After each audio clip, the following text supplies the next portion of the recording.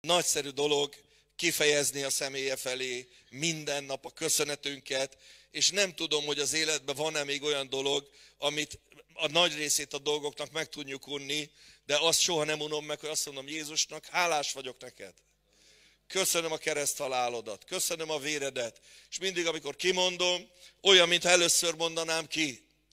Nem unom meg, mindig friss ez a mondat belőlem ő felé, és nyilván, mivel ő is egy érző, intelligens személy, nem egy ilyen gránit fejjel van felém, hanem ő is kifejezi a szeretetét. Tudod, mi az Istennek a szeretete? A Szentlélek.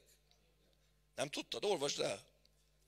Isten így szeret, hogy betölt Szent Szellemmel.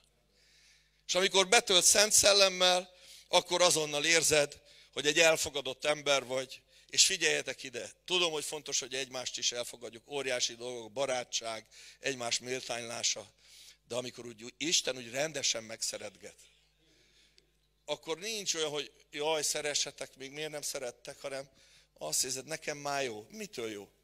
Hát a nagyfőnök szeret. A nagyfőnök azt mondja, hogy fia vagyok, vagy hölgy vagyok, leánya vagyok. Azt mondja, hogy rendben lesznek a dolgaim. Fizette a számlámat. Megsemmisítette a vádiratot, az adós levelemet. Mi baj lehet még nekem? Ha az Úr szeret engem, akkor már majdnem minden rendben van.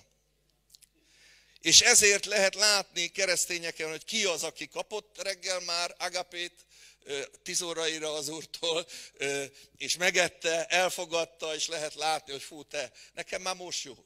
És ezt még, ha erre még ráfújunk egy kis tejszínhabot, meg testvéri szeretetet is kapok meg méltánylást, hát akkor gyerekek, miről beszélünk?